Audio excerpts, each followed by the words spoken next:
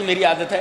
وان عبداللہ بن مسعود وان عبداللہ رضی اللہ تعالی عنہ فی قولہ توبوا الی اللہ توبۃ نصوحا قال ان یتوبا ثم لا یعودوا.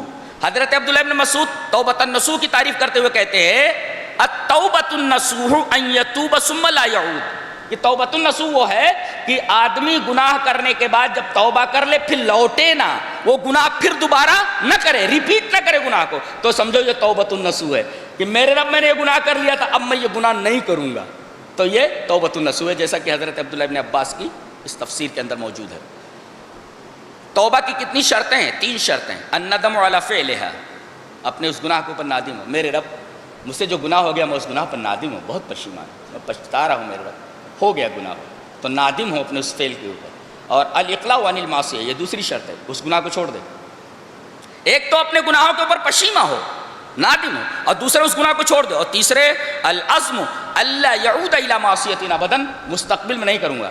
تو ماضی اس پر پچھتاوا، حال میں گناہ کو چھوڑ دے، اور مستقبل میں عزم یہ کرے کہ آگے گناہ نہیں کروں گا. اس کا مطلب توبہ کا تعلق 3 زمانوں سے ہے. اچھا، توبہ اور استغفار میں فرق کیا ہے؟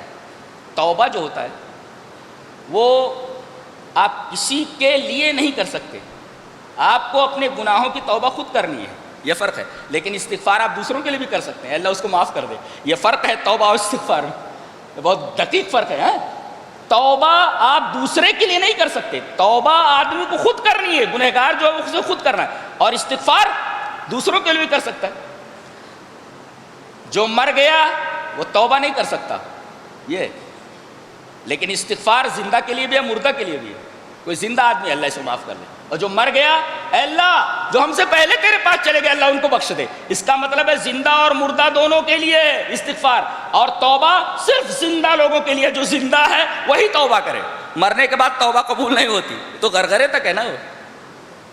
یہ فرق ہے توبہ اور استغفار میں، سمجھ میں آیا؟ اور توبہ کا تعلق 3 زمانوں سے ہے. الندم، جس کا تعلق ہے ندامت کا، ماضی سے، اور چھوڑ دے حال پریزنٹ سے، اور آگے نہیں کروں گا فیوچر سے. اور استغفار جب بھی گناہ ہو فوراً اٹھا دے ہاتھ، اس کے لیے کوئی زمانہ ومانہ نہیں ہے. یہ سمجھو مستقبل کے لیے خاص ہے. گناہ ہوا متا وقات، جب بھی خطا ہوئی اللہ کے سامنے آدمی ہاتھ اٹھا دے، میرے رب گناہ ہو گیا ہے. یہ توبہ اور استغفار میں فرق ہے. اسی وجہ سے اکثر توبہ اور استغفار دونوں ساتھ آتے ہیں. وَأَنِ اسْتَغْفِرُوا رَبَّكُمْ ثُمَّ تُوبُوا إِلَيْهِ.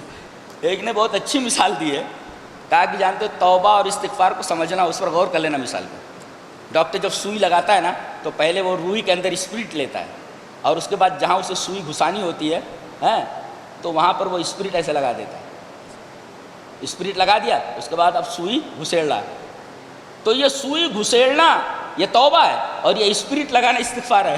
یہ عجیب و غریب مثال ہے، میں نے عربی میں پڑھا، اس کو دیکھا تو میں حیران رہ گیا. بہت شاندار تعبیر ہے استغفار و توبہ. سبحان اللہ و بحمدہ.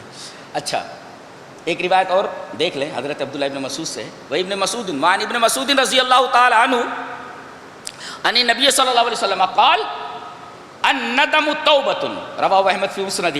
حضرت امام احمد رحمہ اللہ اس حدیث کو ایسے ہی مسند احمد کے اندر لائے. حضرت عبداللہ ابن مسعود فرماتے کہ رسول اللہ صلی اللہ علیہ وسلم نے ارشاد فرمایا کہ ندامت توبہ ہے. آدمی پچھتانے لگے اپنے گناہوں کے اوپر، اس کا مطلب یہ ہے کہ آدمی اپنے گناہوں سے توبہ کرنا چاہ رہا ہے، تبھی تو پچھتا رہا ہے. تو گویا کہ پچھتانا اور نادم ہونا یہ توبہ ہے. تو یہ توبہ اور استغفار کے اوپر ایک سرسری سی بحث تھی جو آپ کے سامنے پیش کی گئی. اللہ